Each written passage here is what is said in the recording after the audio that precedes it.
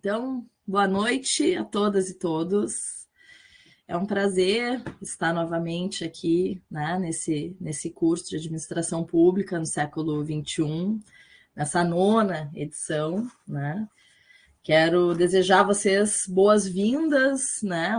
Um ótimo semestre, um ótimo aproveitamento, assim, que a gente consiga discutir e fazer do limão a limonada, né? Que a gente consiga, né, passar, então, pelas discussões teóricos, conceituais e práticas, que eu acho que é o que interessa a vocês aqui, né? A maioria ligada ao setor público. Essa é uma disciplina, né, que busca dar subsídios teóricos e conceituais para a gente entender melhor, né, a prática dos governos, né?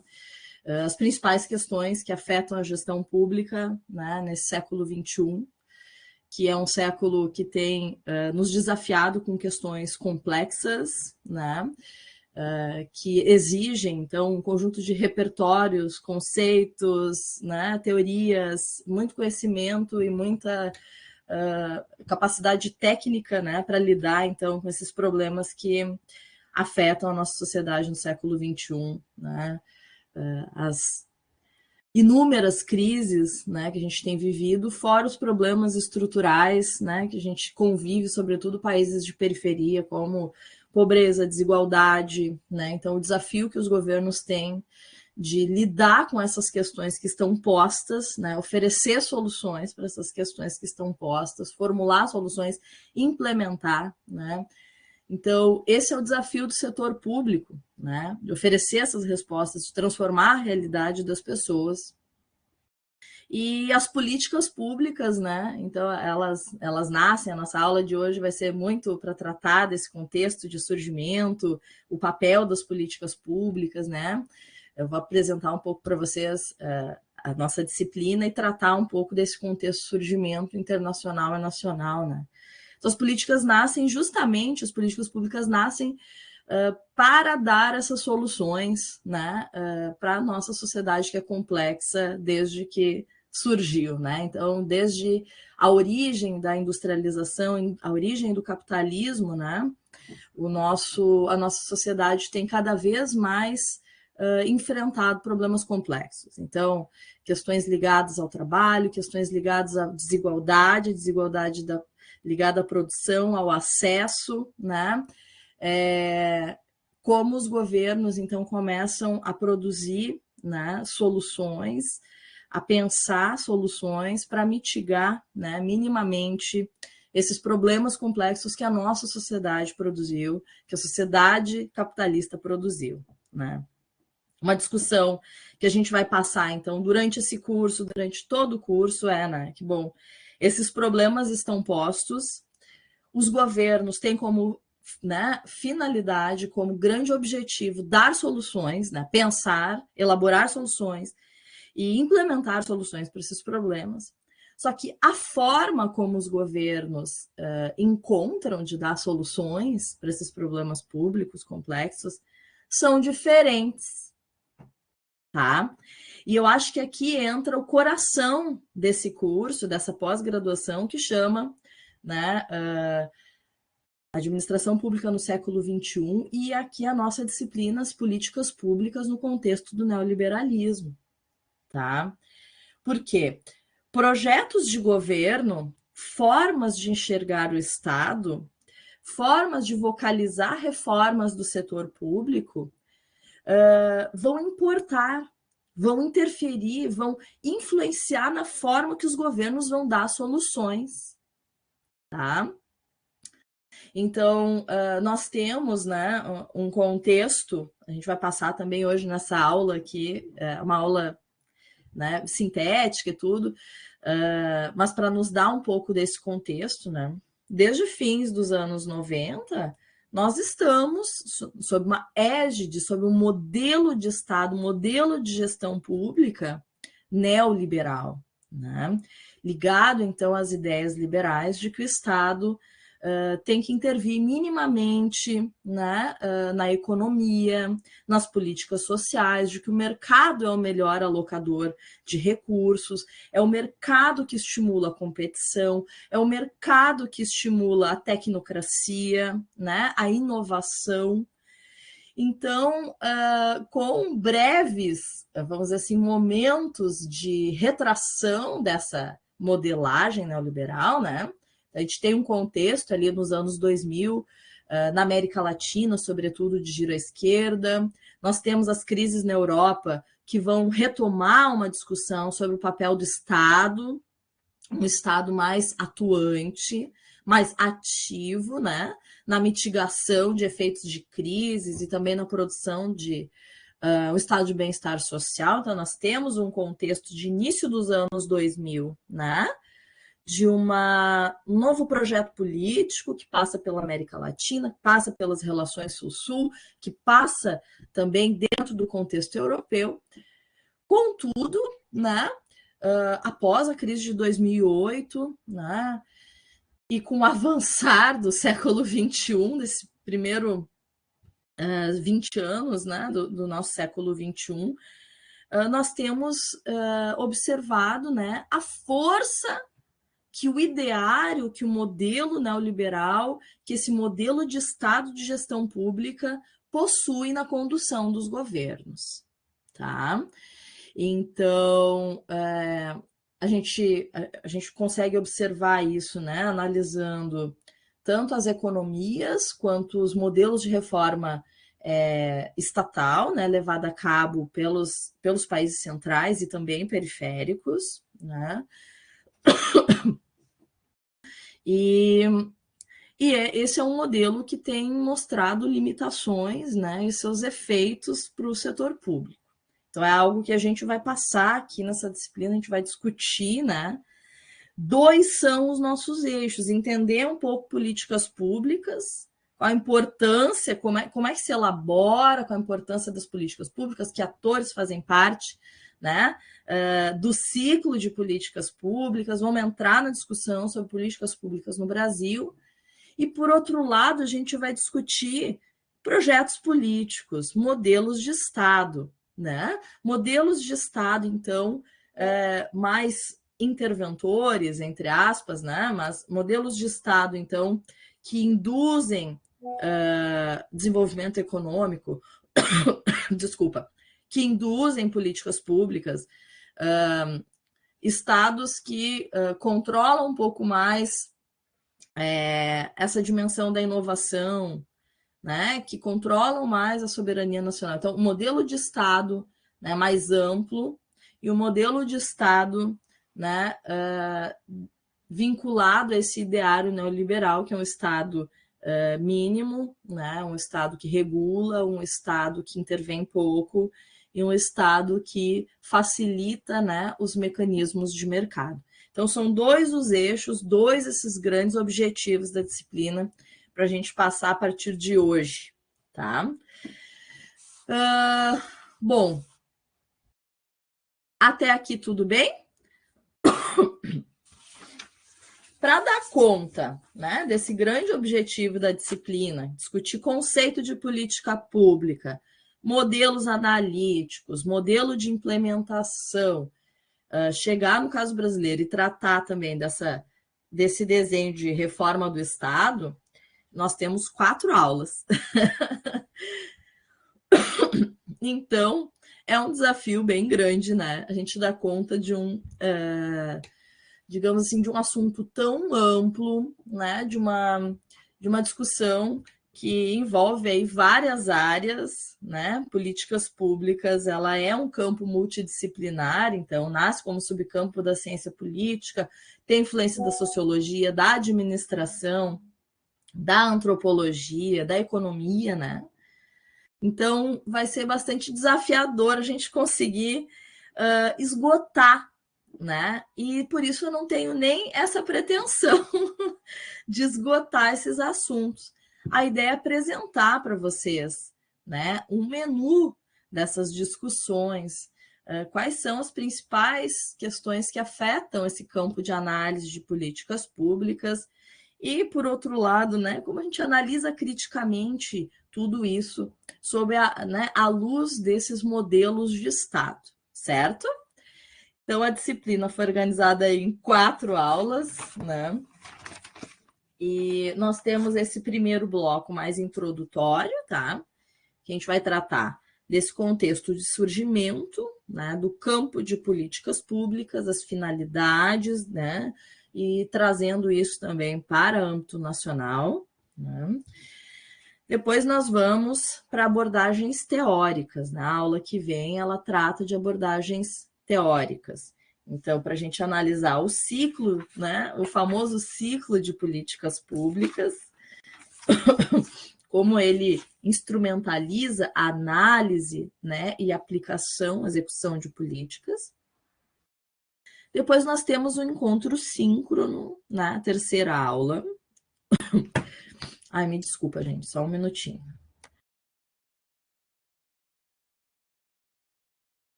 Desculpa aí. Nós temos, então, essa terceira aula, né, em que nós vamos escolher uma fase do ciclo de políticas públicas para examinar com um pouco mais de afinco, um pouco mais de profundidade, que é, então, a fase da implementação, que eu acho que é a fase em que muitos de vocês se encontram no setor público, né? Implementando ações, entregando políticas públicas, né? Seja na fase de planejamento, na fase processual, né? Mas que intermedia essa etapa de implementação das políticas públicas. Então, tem uma discussão muito cara a mim, que eu tenho pesquisas, né, tudo nesse campo, que é, então, o papel das burocracias no processo de implementação, né? Eu olho em específico para as burocracias de médio escalão. Só um minutinho. E então, eu vou trazer essas contribuições, vou trazer, né, os achados da minha pesquisa para vocês aqui, em específico sobre o médio escalão. Passaremos, né, sobre o debate de nível de rua, né, implementação e o papel dos implementadores de nível de rua, né?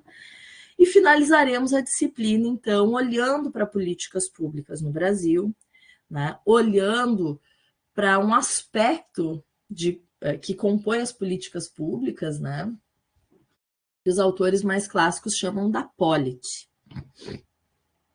A polity é a estrutura institucional que sustenta, né, vamos dizer assim, a construção das políticas públicas, né? Então, por exemplo, partidos, né, sistemas partidários, modelos de Estado, como federalismo, estados unitários, ou seja, as regras do jogo, né? Como cada país constrói um arcabouço institucional, né, as suas regras do jogo, que influenciam em como as políticas públicas serão formuladas e implementadas. Tá? Essa é a nossa última aula e a gente vai olhar em específico para um aspecto da polity, que é o federalismo brasileiro, nosso modelo de Estado federativo. Ou seja, como se constrói a nossa federação, como esse modelo institucional impacta na construção de capacidades estatais dos governos, na distribuição de responsabilidades, como esses governos constroem, como cada nível de governo constrói suas condições, né, de implementar as políticas públicas. Nossa última aula, tá?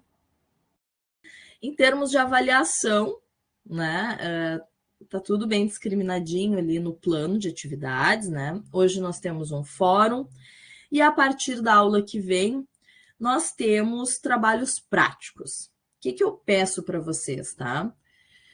Que vocês escolham uma política pública que a gente vai analisar, que vocês irão analisar e se debruçar durante todo esse curso, tá? Então, por exemplo, a pessoa que trabalha na política de saúde, que tem interesse em conhecer mais da política de saúde, ou trabalha na saúde, mas quer conhecer mais sobre uma outra política, uma política de assistência social, de segurança, enfim. vocês terão que escolher uma política pública, tá? Para a gente começar a examinar essa política à luz dos conceitos e das teorias que nós passaremos aqui no curso, tá? Então, essa política a gente vai começar a burilar, né, na aula que vem, e depois a gente vai tratando dela até o trabalho final, tá?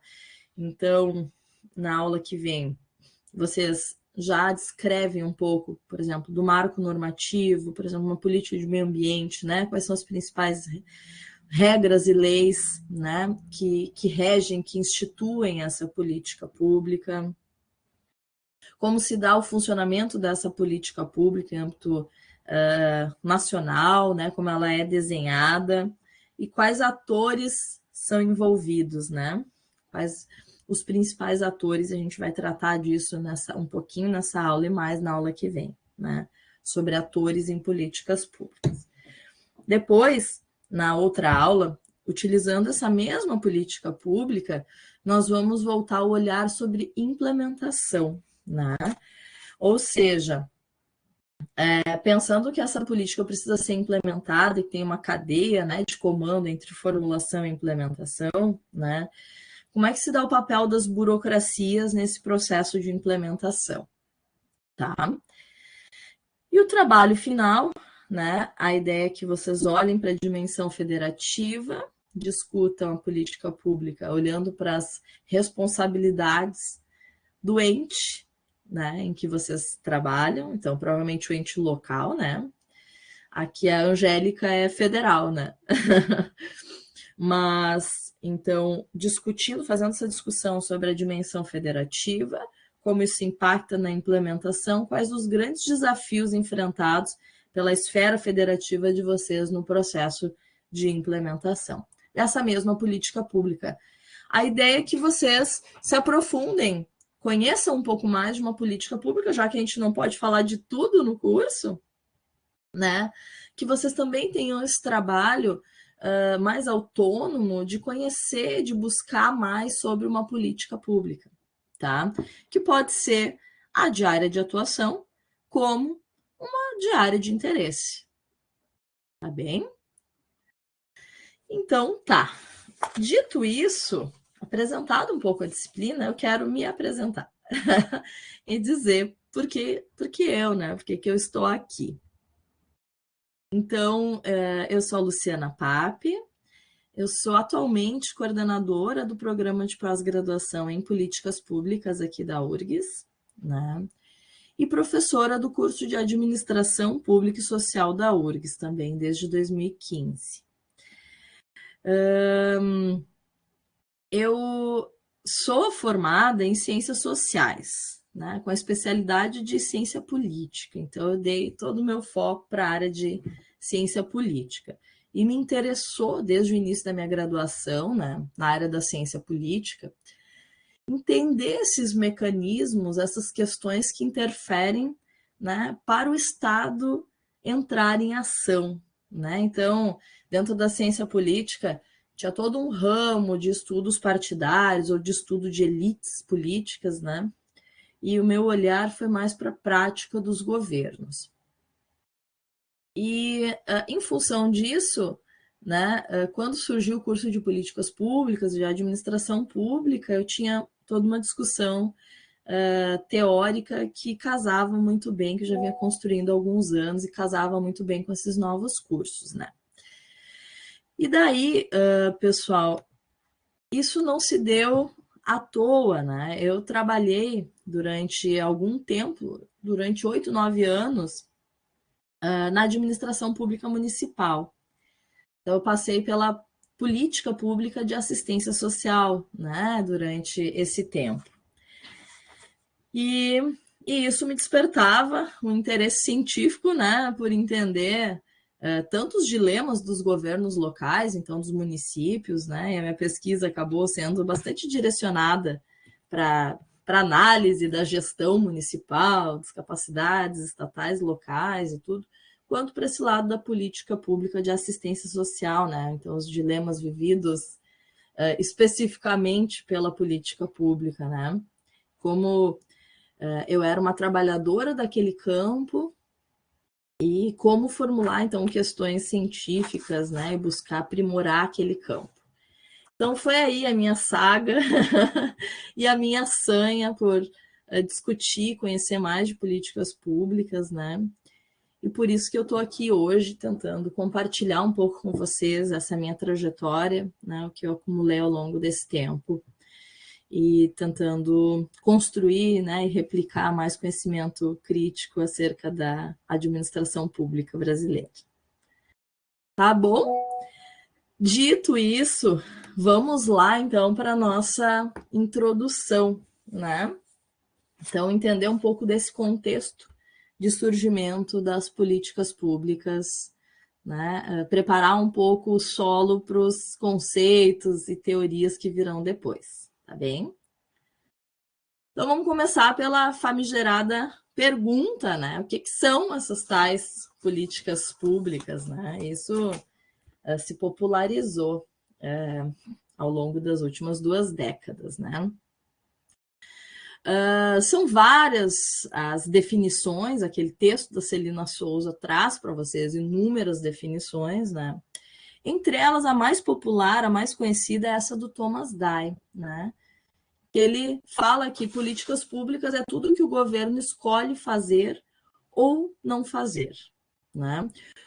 Ou seja, todas as decisões tomadas pelos governos afetam, né, decisões e não decisões, afetam a vida da população, né?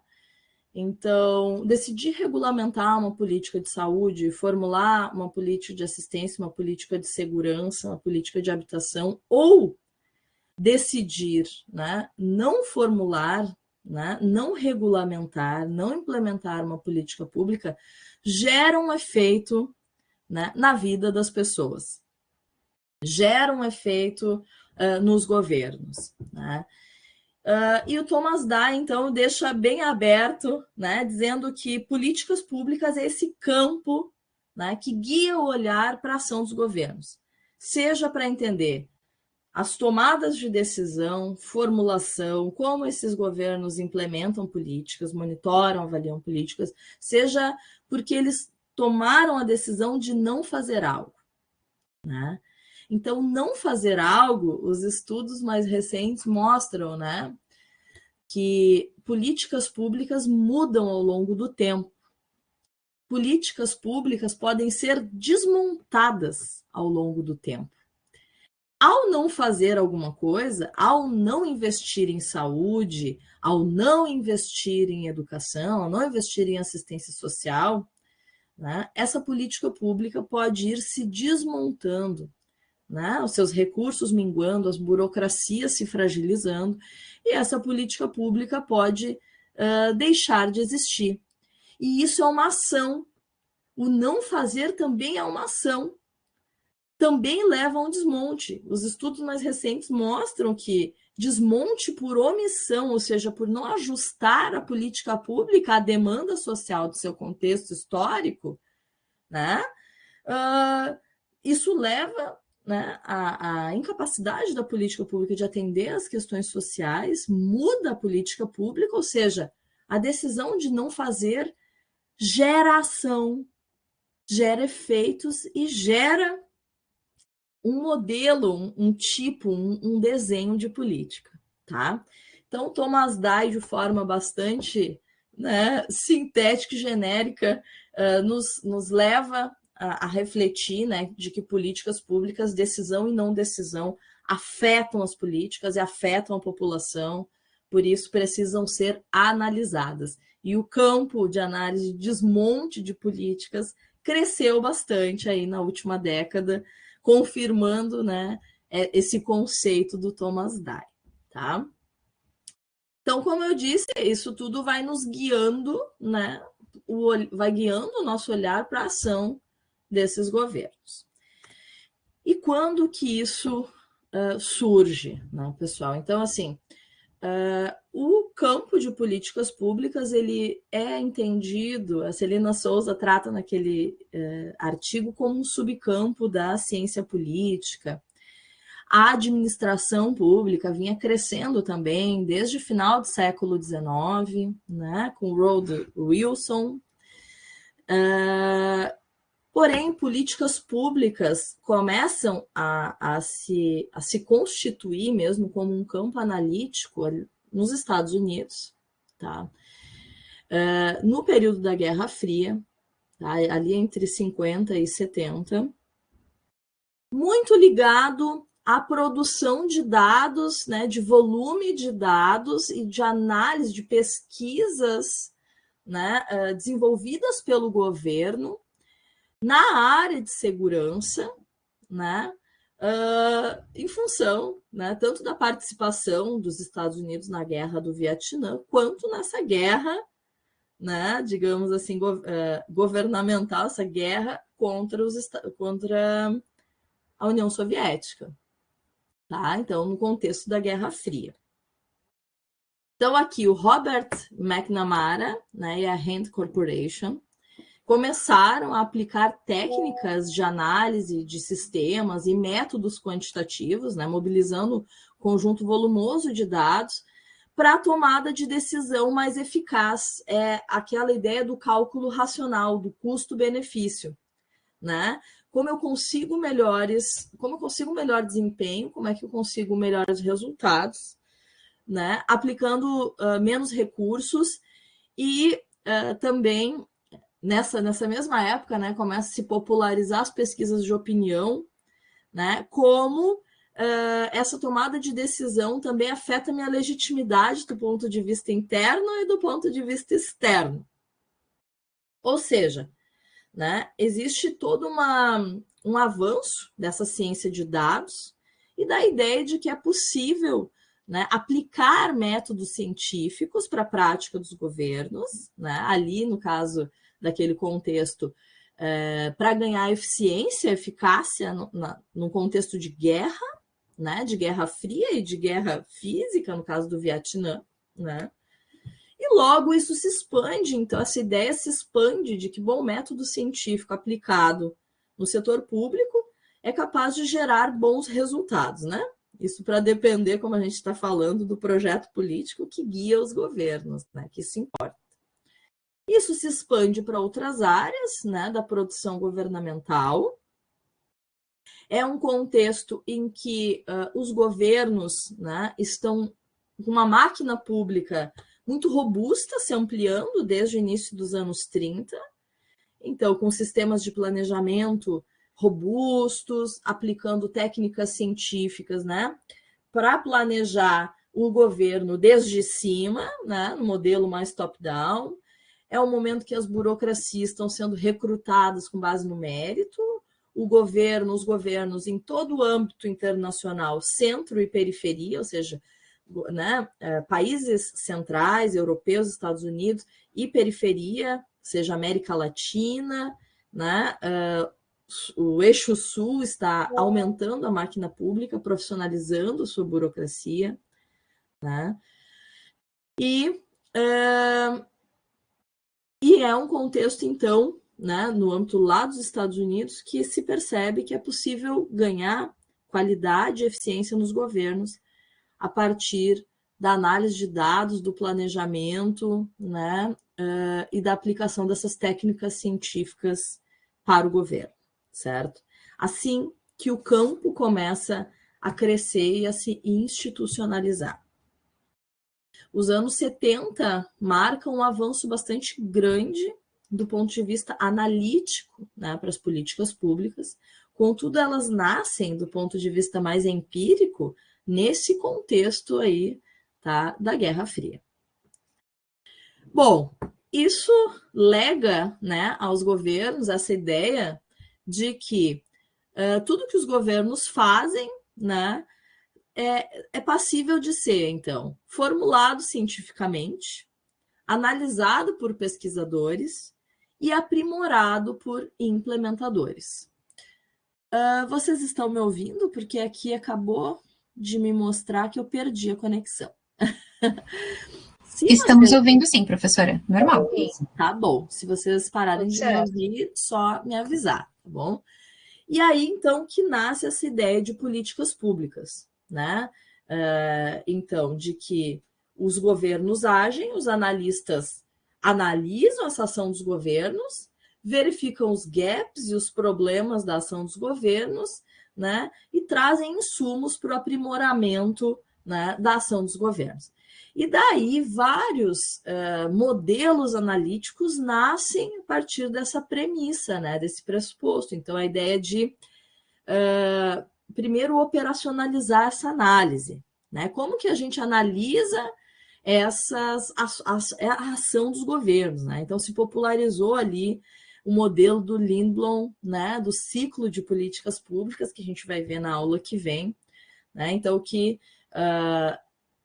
se leva o olhar para cada fase do ciclo e vê assim, o que cada fase do ciclo envolve de um analista.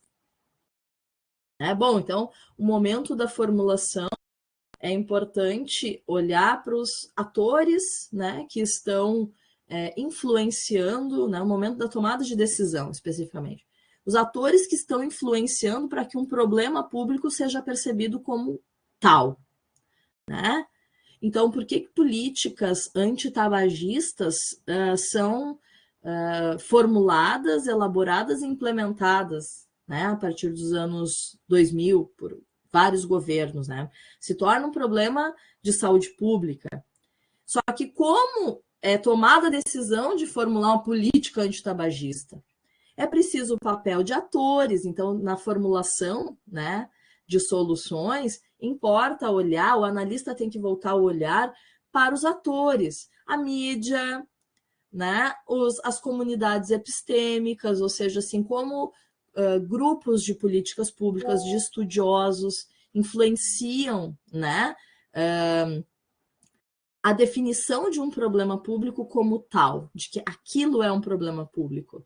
Né, de que por que o tabagismo é um problema de saúde pública. Então, as comunidades epistêmicas, os atores políticos, a própria burocracia, todos são atores relevantes, né? A mídia é um ator muito relevante que vai agendando um problema público e tornando aquilo algo que precisa ser atacado, né, pelos governos. Então, formulado depois as soluções. Bom, daí no contexto da formulação se olha muito para o desenho da política pública, como ela vai ser planejada, as ideias, os instrumentos importam. No contexto da implementação, o olhar vai mais para as estruturas do setor público, né? Então, como transformar aquela ideia numa ação?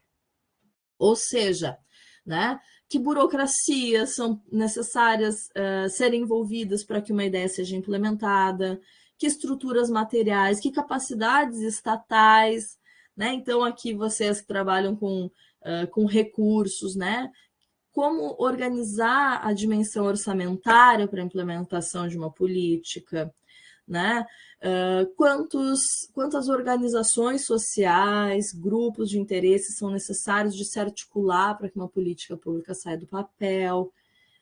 Então, essa ideia de formular o ciclo, e tem outros modelos analíticos, né? Processos de políticas públicas, modelo de lata de lixo, tem um conjunto de modelagens analíticas, só que a que mais se popularizou foi o ciclo de políticas públicas, porque ele ajuda justamente a operacionalizar esse pressuposto, né, de que as políticas podem ser formuladas cientificamente e aprimoradas pelos implementadores, tá? Bem, passando. Né? A Celina Souza diz assim, são tantas as definições de políticas públicas que ela decide por essa síntese, né? Que é algo bem corrente assim, nos textos e artigos sobre políticas públicas.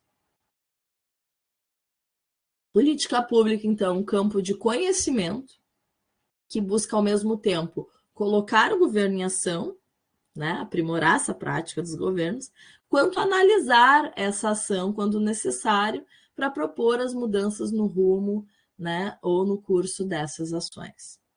Então, políticas públicas, vocês já pegaram, né, esse core de políticas públicas, de analisar para mudar.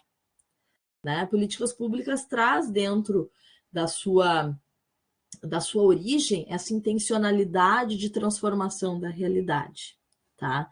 E essa transformação que é planejada, articulada, analisada cientificamente, tá? Bom, como eu estava falando para vocês, né, para pôr essas ideias em ação, né, além do ciclo, existe um modelo de desdobramento, né, como as políticas públicas saem das ideias para a prática. Isso a gente vai ver um pouquinho mais na aula que vem também.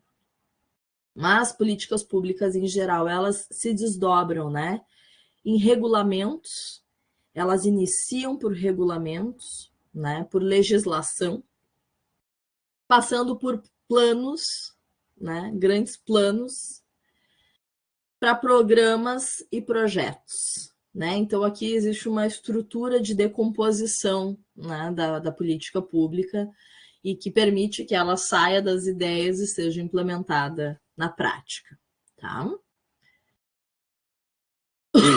Bom, para dar vida também a essas políticas públicas, além de estruturas, né, atores são relevantes. Isso também a gente vai examinar com mais afinco na aula que vem, examinando o ciclo, né? Mas, assim, atores importam na etapa de decisão, né, de definição dessa agenda, ou seja, agendando o problema público, né, como já falei, dizendo que aquele é um problema importante do setor público se debruçar. Atores são importantes no contexto de implementação da política pública, né? Então, burocracias importam demais, né? Burocracias qualificadas importam demais no contexto da implementação. Movimentos sociais ajudam a agendar as políticas públicas e também a implementar, né? Grupos de interesse colaboram e influenciam nesse contexto do agendamento e da formulação de uma política pública e, por que não, também no processo de implementação, tá? Então, esses atores que envolvem governo, sociedade civil, grupos de interesse, mercado, né? Então, políticas públicas, para analisar políticas públicas, há que se considerar esse conjunto complexo de atores envolvidos. E para colocar as políticas públicas em ação, como o próprio nome diz, né? Política, né? Então, existe uma necessidade de negociação, né, e de articulação política com todos esses atores. Tá? A política pública guia o olhar para a ação dos governos, mas ela não deixa de ser política. Por isso que eu falei, né, no início da aula, que os projetos políticos, os projetos de Estado, as modelagens de administração pública vão influenciar, né, no contexto de formulação e de implementação das políticas públicas, porque a política importa, tá? Então, também não esqueçam disso. Quando a gente trata de políticas públicas, apesar dessa primeira geração de estudos, né, nos tentear, assim, né, a entender políticas públicas como algo puramente científico, técnico, política pública, como o nome diz, é altamente política. Envolve atores políticos, né? Aliás, aqui está faltando esse ator, o político. Envolve esse ator político e envolve política, a negociação, né?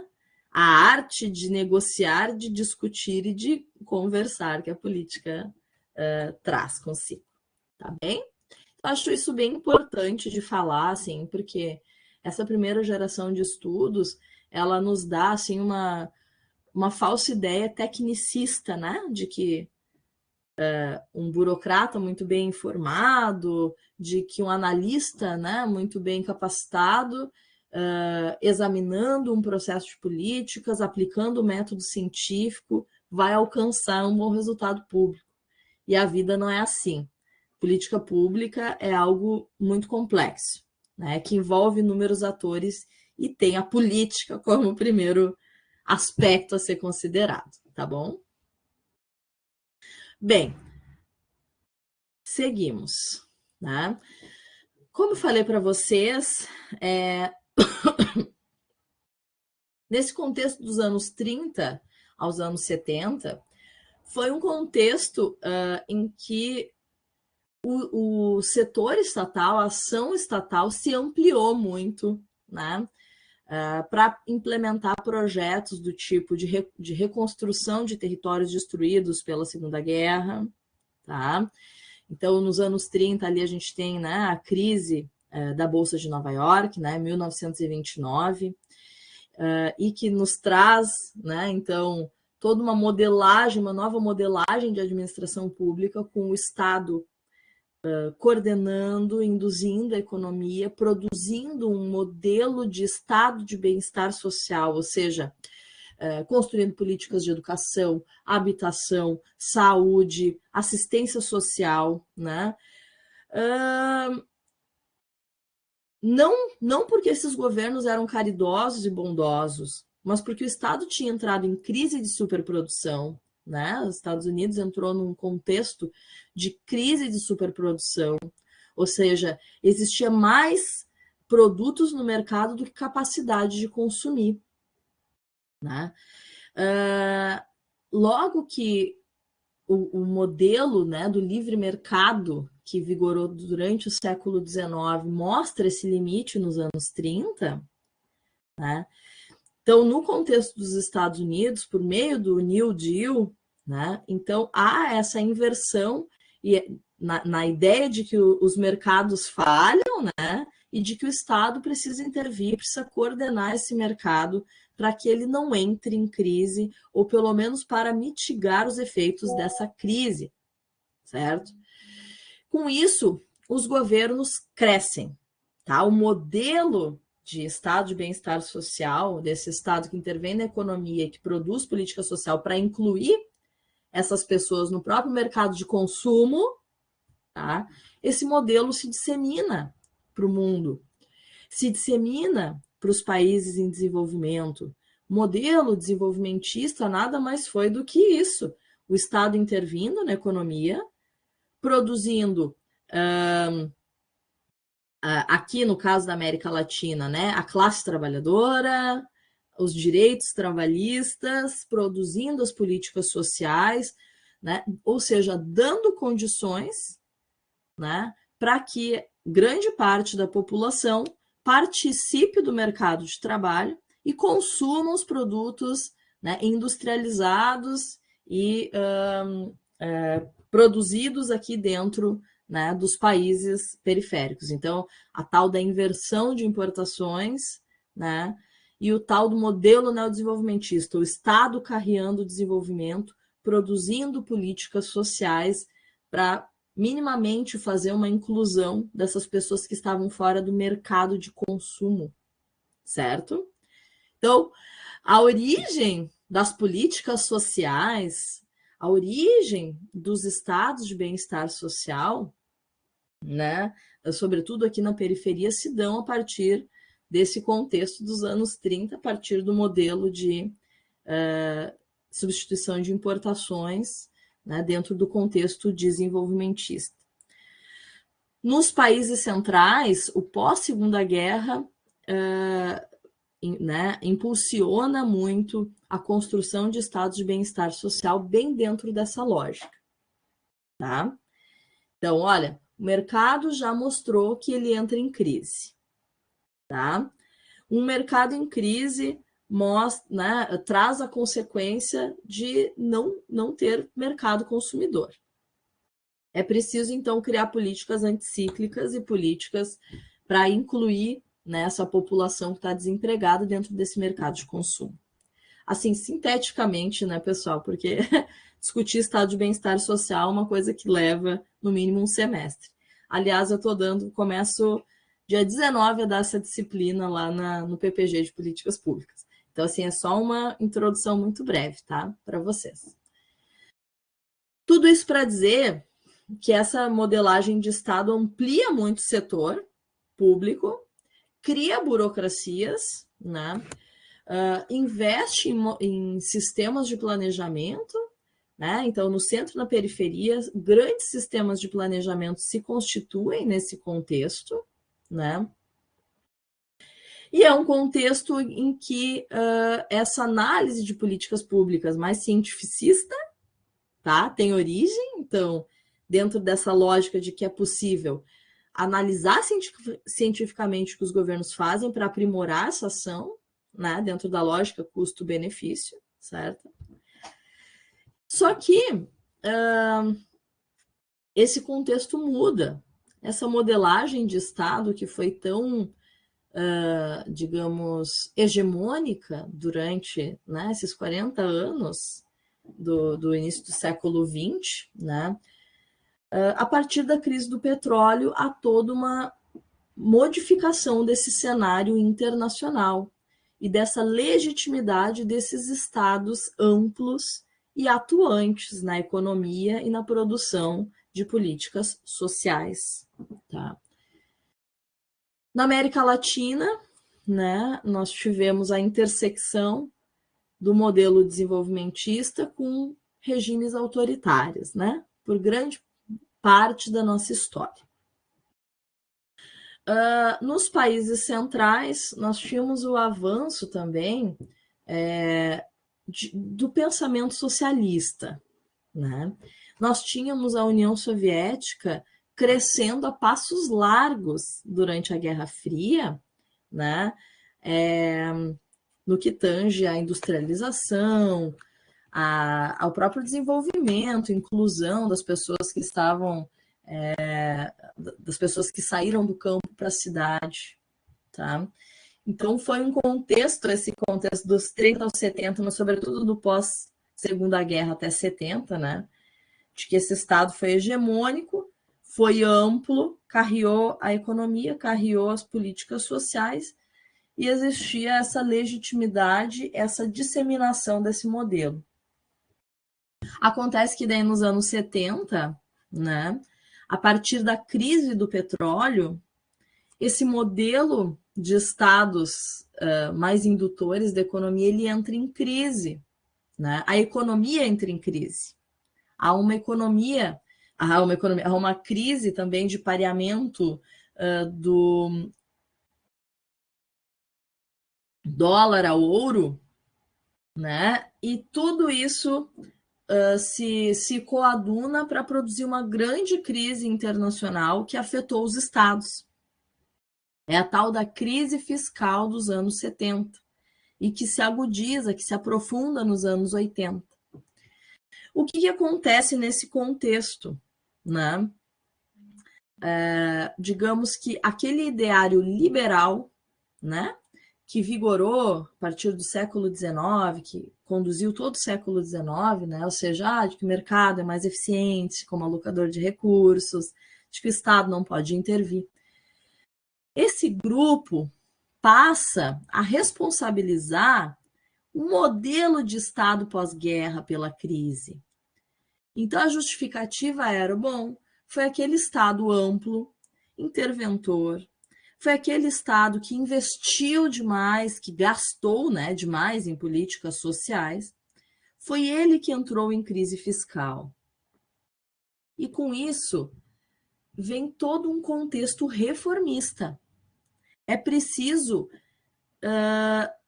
reduzir esse Estado.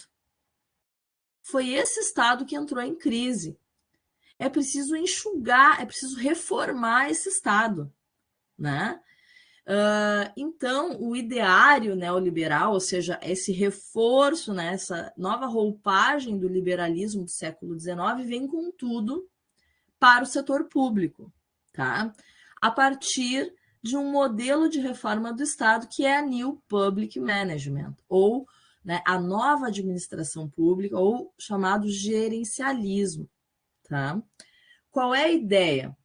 Do ponto de vista mais estrutural, o Estado ele não pode intervir na indústria, ele não pode produzir indústria, inovação, tarifas protecionistas do conhecimento e da inovação, ou seja, a ideia de globalizar e de abrir os mercados, né?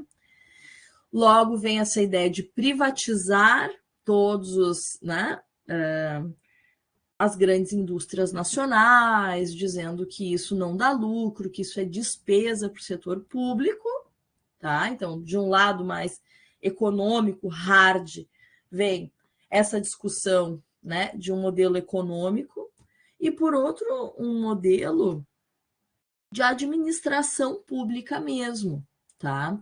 Em que eles dizem o seguinte: é preciso reduzir essas burocracias públicas. São burocracias morosas, ineficientes, que só atuam para a sua reprodução, estão pouco interessadas com os resultados do setor público, né? E com isso, tanto no centro, né? Isso começa esse movimento com a Margaret Thatcher e o Ronald Reagan, né? Que dizem que não há alternativa a esse modelo, a globalização e ao modelo neoliberal, ou seja, eles decretam o fim de uma história e dizem que é só esse modelo que vai vigorar, né? Isso se dissemina para todo o globo, para países centrais e países da periferia também.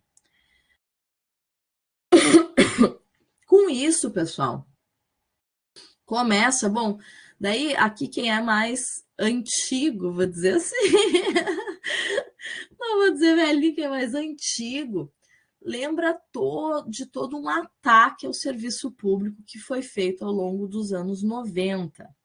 Aqui no caso brasileiro, né, é o chamado caça aos marajás, né? O servidor público era visto como uma pessoa que só tinha benefícios, que não servia para nada, ou seja, assim, iniciou-se tanto um processo de desmonte da máquina pública do ponto de vista mais concreto, tá? Então aqui eu trago, né, abolição do serviço público de carreira, desestruturação do Estado, de suas capacidades para mitigar crises, né?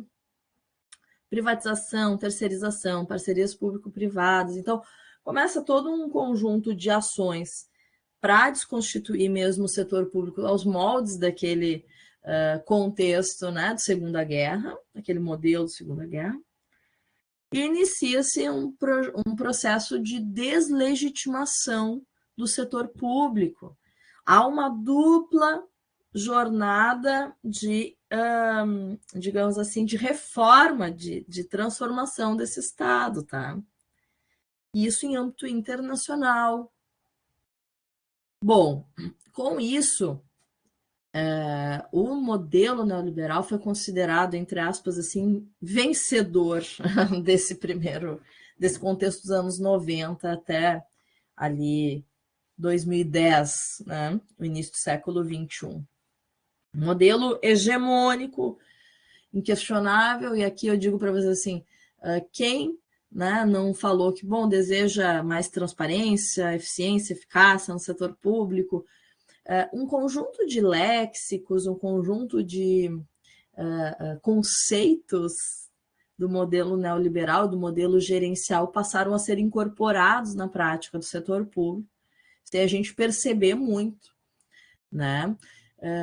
E em paralelo a esse processo foi feito um ataque, todo um ataque ideacional, dá para se dizer assim, né? Ou ideológico ao Estado, responsabilizando o Estado pela crise, por todos os infortúnios daquele contexto que foi dos 70 aos anos 90, da crise fiscal, do empobrecimento. Então, nunca passou pela cabeça, né, das pessoas de questionar, bom, mas isso não foi uma crise econômica, né, que derivou do petróleo?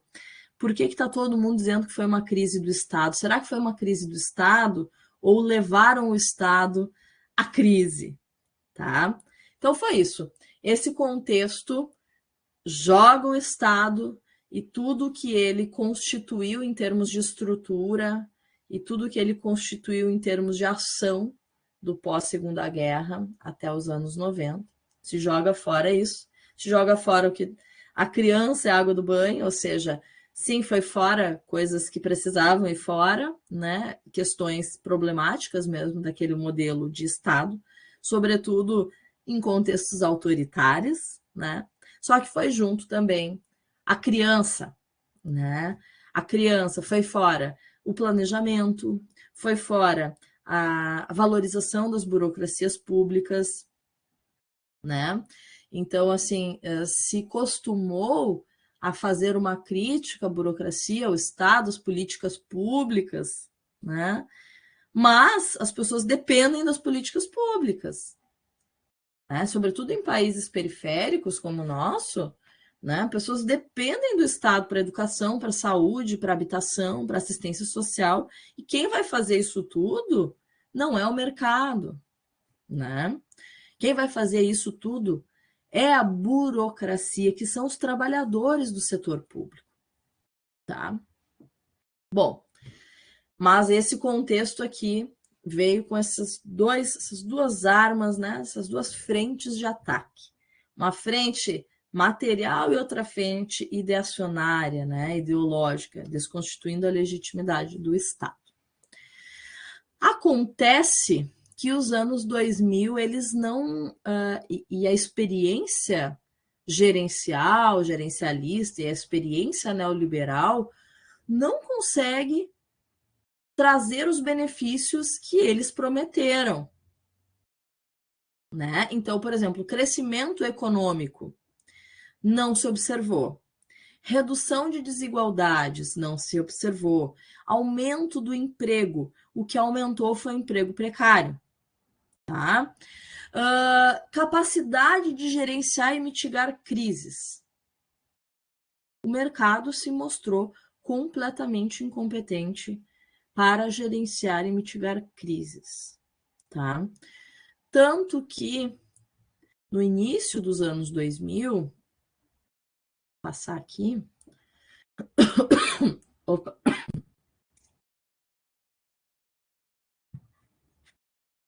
Aqui esses efeitos que eu falei para vocês, né? No início dos anos 2000,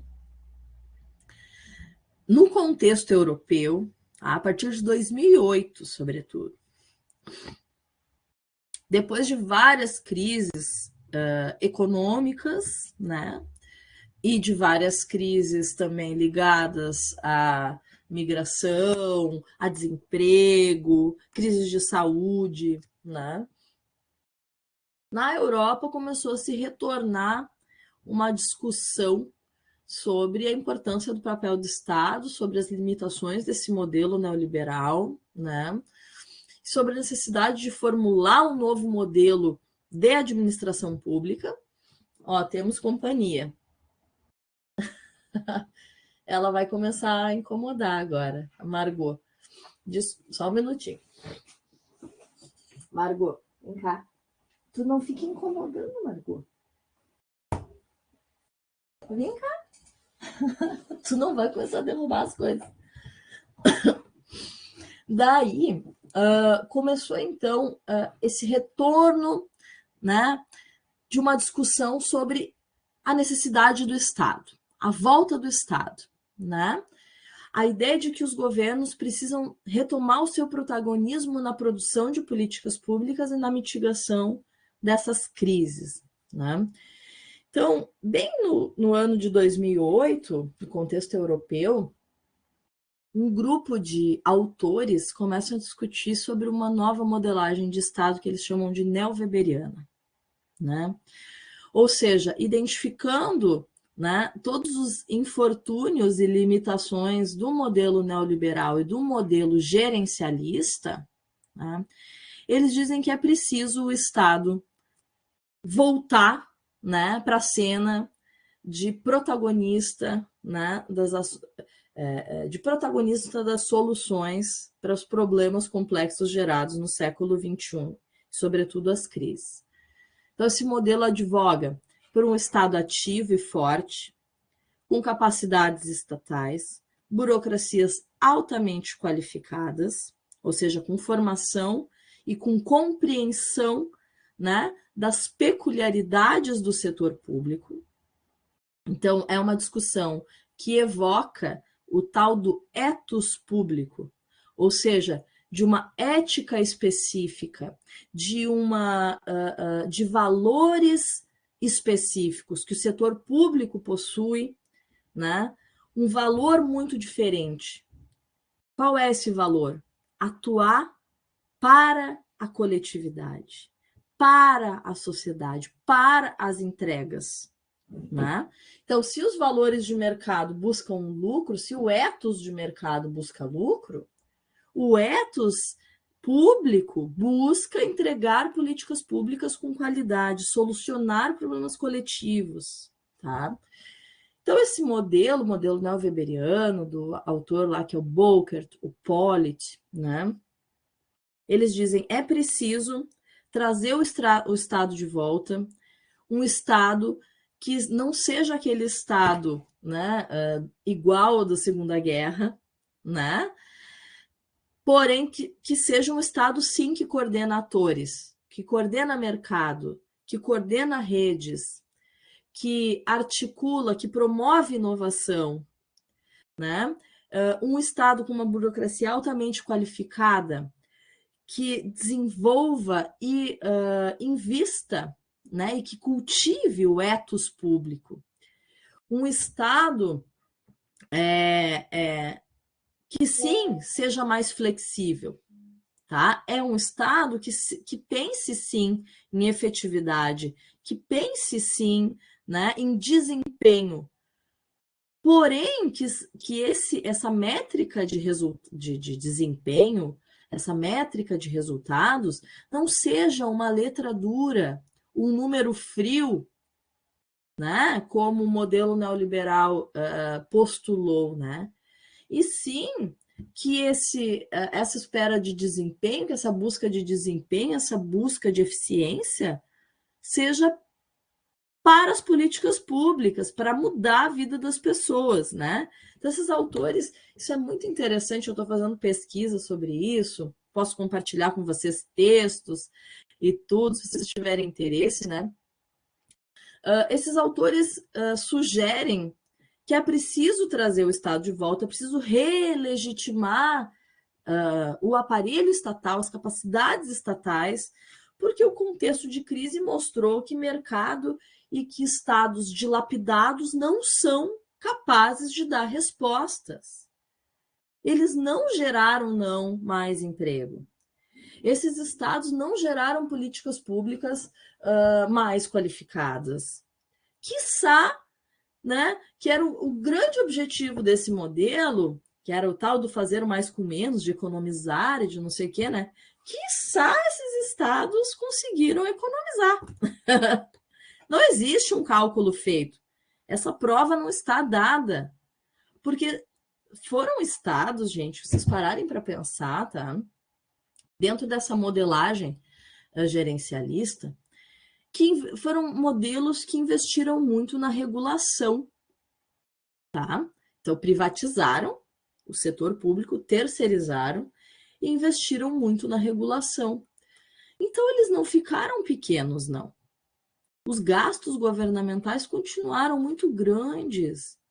Os gastos para quem trabalha aqui em prefeitura, deixa eu ver. Eu acho que ele saiu, né? Mas eu ia chamar o cara que trabalha, esqueci o nome. Rafael. O Rafael.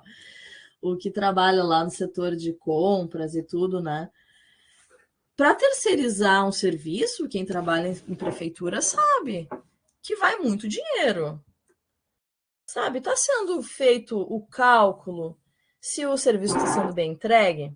Está sendo feito, barbaridade, mas a Margot incomodando.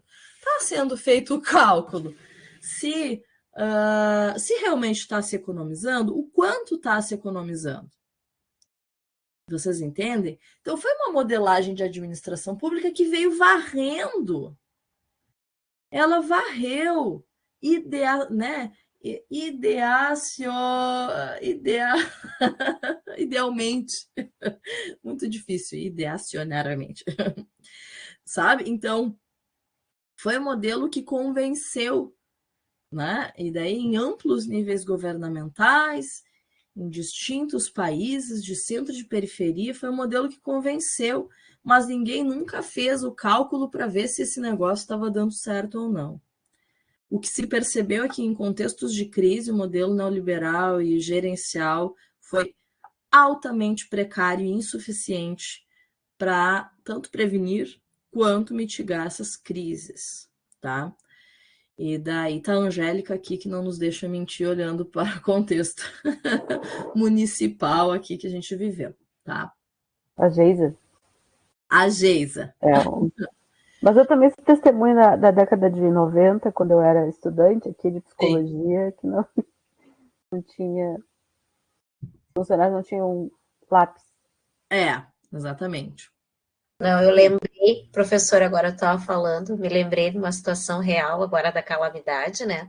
Nós tivemos uma empresa terceirizada que deveria ter fechado as comportas e tal. Não apareceram, tá? Sim, sim. Aí nós tivemos, sim, aí os servidores efetivos, inclusive de outras áreas que não cuidavam, né, disso, foram realocados de emergência para dar conta que a empresa terceirizada deveria ter prestado e não prestou o serviço. Porque daí não tinha gente, porque as pessoas deles estavam desalojadas e não sei o quê, como se nós também não tivéssemos, né? Sim. Mas a gente teve que se virar. Então, exemplo perfeito, assim, do né? O uso dessa terceirização que não funciona e que, então, né, cai tudo de qualquer forma para o governo dar conta e para o burocrata resolver. Sim, exatamente. E lança dinheiro público na mão da iniciativa privada. Exatamente, porque até tu notificar, porque daí tu tem todo aquele passo, tem que notificar, tu não pode simplesmente rescindir um contrato assim do nada.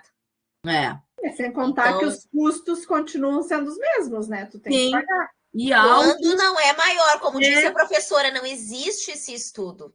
Cadê o cálculo? E professora, eu vou lhe dizer mais, a senhora sabe que faz uns 3 anos que nós estamos também com contratos temporários, tá?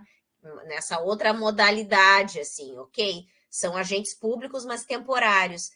E a gente tem dito isso lá na gestão de pessoas. Nós precisamos fazer um cálculo desse custo, o custo desses processos, o custo de treinar, porque é um entra e sai. Isso. Né? E ninguém, a sensação parece que a gente fala para o nada, sabe? Porque o gestor público não quer esse cálculo, ele não quer. Sim, porque, Geisa, como eu estava falando, é ideacional isso, né? É ideológico, assim, é um modelo que precisa ser aplicado. Então, só que foi um modelo, como vocês estão dizendo, porque os exemplos se somam e multiplicam, né? Foi um modelo que mostrou para a gente que o governo não perdeu o protagonismo, que é preciso produzir políticas públicas, né? E daí, dentro desse contexto, né, se faz, dentro desse contexto dos anos 2000, ali, 2008, 2010, né, as políticas públicas, o modelo analítico de políticas públicas, eles vêm, né, se reforçam, só que agora é outra geração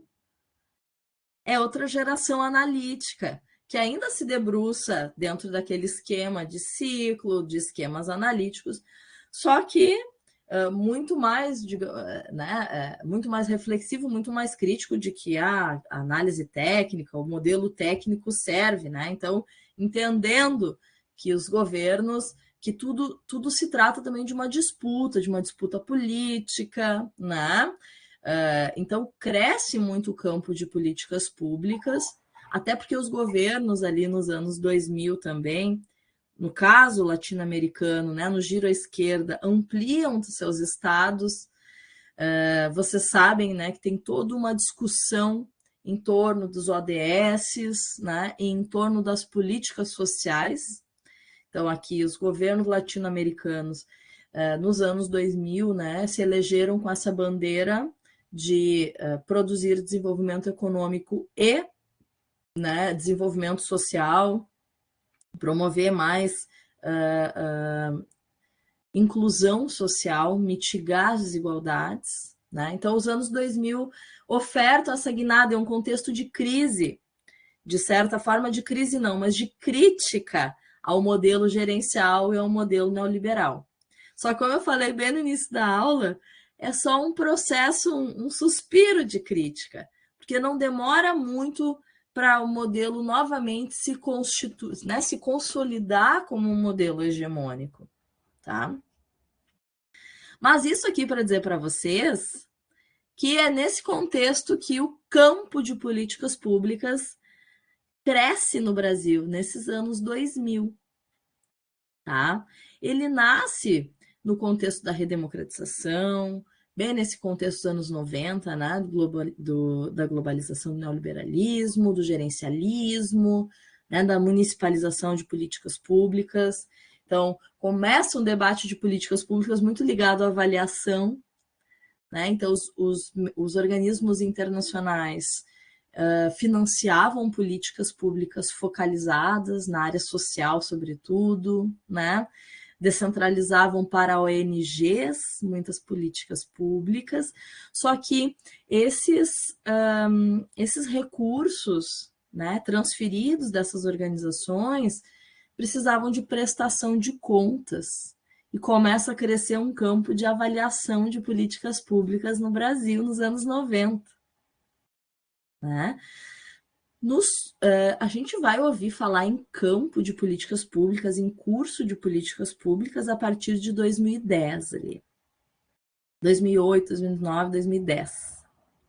Tá? Até então, esse modelo analítico de políticas públicas, no caso brasileiro, era pouquíssimo disseminado. Mas, na prática dos governos, ele estava presente, sobretudo nessa face da avaliação das políticas, né? Mas aqui a gente tinha um campo muito consolidado da ciência política, que dentro, né, como um subcampo, discutia alguma coisa de políticas públicas. Mas era muito incipiente, gente. Tá? Nos anos 90, a discussão de políticas públicas no Brasil muito incipiente. No início dos anos 2000, em função da nacionalização de sistemas de políticas públicas, né, a exemplo do Sistema Único de Saúde, então se cria o SUAS, né? Cadê? Ah, tá aqui. Se cria o SUAS, o SUSP, né? Se avança na coordenação, na regulamentação do SUS também. É um contexto em que as políticas públicas sociais se ampliam bastante, tá? Ao início dos anos 2000.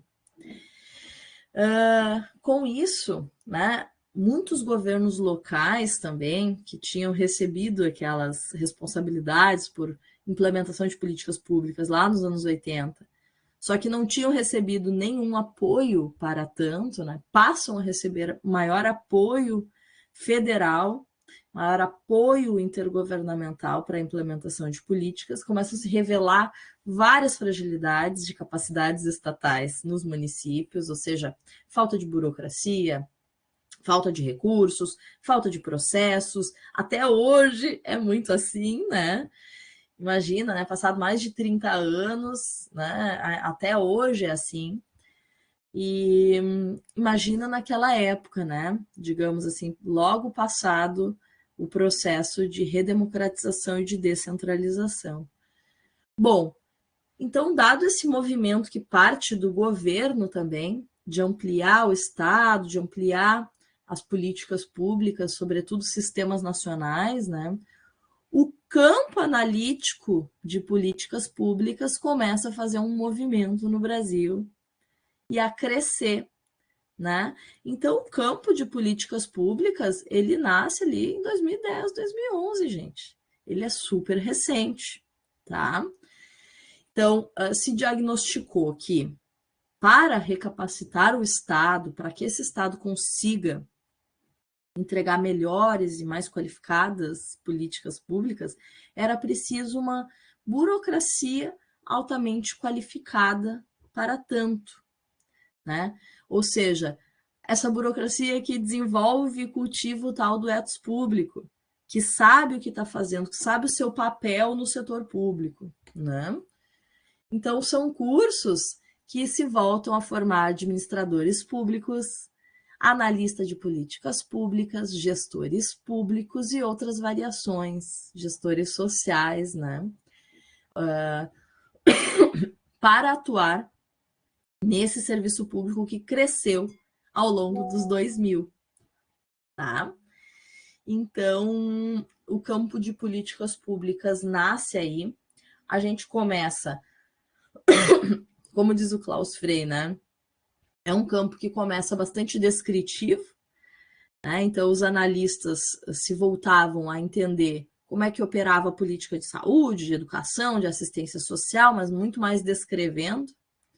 E depois disso, passado um tempo, né, aumentados os cursos de graduação, de pós-graduação nesse campo. Desculpa, pessoal.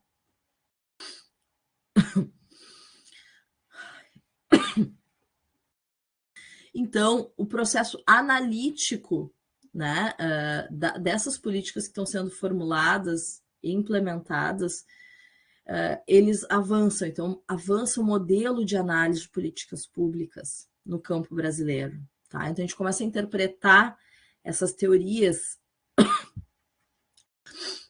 formuladas em outros locais, né? Como muito no caso dos Estados Unidos, também algumas teorias europeias, né? A gente começa a fazer toda uma adaptação, né, para âmbito nacional, para analisar criticamente o que tem sido produzido pelos governos.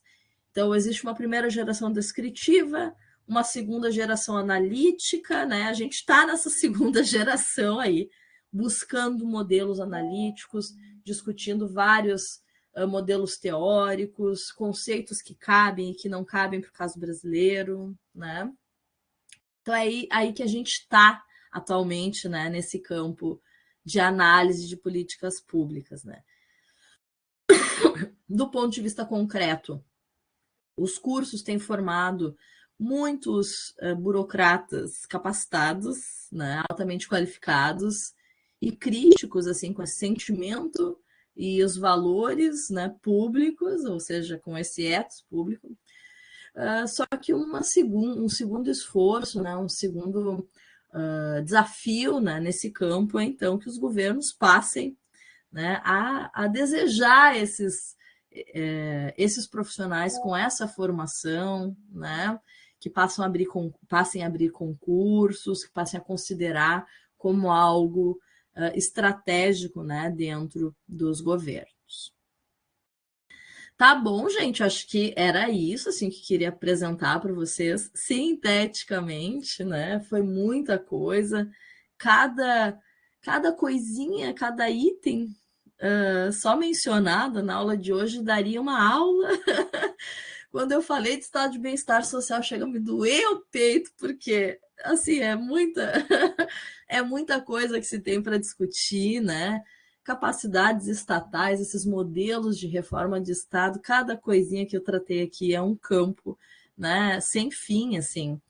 E eu quero estimular vocês que conhecem esse campo, né? Para a gente é muito importante ter trabalhadores, conhecedores das teorias, conhecedores desses processos, né, para que atuem positivamente, que transformem o setor público, né, em algo melhor, assim. Agradeço vocês e estou aberta, então, a questionamentos e observações.